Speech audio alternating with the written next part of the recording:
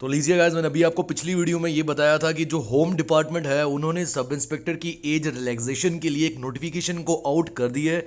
उन्होंने बता दिया कि 28 साल से 30 साल तक 2 साल की जो रिलैक्सेशन मिलनी थी एज में, वो बच्चों को अब ऑफिशियली दी जा रही है। But that notification was of home department.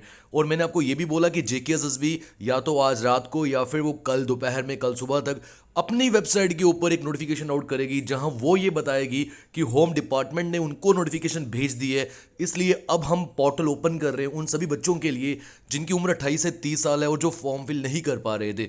और वैसा ही हुआ, अभी 10 मिनट पहले जेकेएसएसबी ने अपनी ऑफिशियल वेबसाइट के ऊपर भी ये नोटिफिकेशन आउट कर दी है और बता दिया है कि होम डिपार्टमेंट ने उन्होंने एक नोटिफिकेशन भेजी है और उसके अकॉर्डिंगली हम एज को रिलैक्स कर रहे हैं। Now you can fill the form from tomorrow onwards. आइए रीड कर लेते हैं। सब्जेक्ट क्या है? Enhancement of maximum age limit for the post of sub inspector. और ये रिक्वेस्ट रिक्वेश्चनेटेड, अब इसको एक बार अच्छे से प्रोनाउंसिएशन इसकी होनी चाहिए मेरे हिसाब से, रिक्वेश्चनड बाय द होम डिपार्टमेंट, ऐसा कुछ। तो यहाँ ये बोला जा रहा है कि इसे नोटिफाई किया जा रहा है उन सभी कैंडिडेट्स को कि जो उनकी मैक्सिमम एज लिमिट है ओपन मेरिट और रिजर्व्ड कैंडिडेट्स वाले स्टूडेंट्स के लिए 1200 पोस्ट जो थी सब इंस्पेक्टर की Jammu and Kashmir police department में, उनके लिए अब वो रहेगी 30 ईयर्स। ठीक है, जो मैक्सिमम एज लिमिट है वो कितनी होगी? 30 साल। और आपको काउंट कहाँ से कहाँ तक करना है? एज ऑन 1 जनवरी 2021। तो इसका मतलब ये है कि आपको जो लास्ट पहले भी आपने देखा था 93 बॉर्न स्टूडेंट्स जो थे वो 1 जनवरी के अकॉर्डिंगली एलिजिबल थे।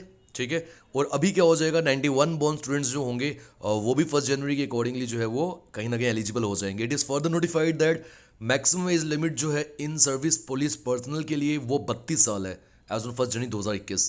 तो 2 साल की ही एज रिलैक्सेशन मिली है, 5 साल की एज रिलैक्सेशन बिल्कुल नहीं मिली है। और मैं आपको वापस से बता दूं, अब ना तो जेकेएसएसबी और ना ही एलजी कुछ भी इनका चेंजेस लाने वाला है। 2 साल की ही रिलैक्सेशन रखने वाला है। जो बच्चों ने मेमोरेंडम दिया था 5 साल का, उसे टोटली सीरियस से खारिज कर दिया एलजी ने।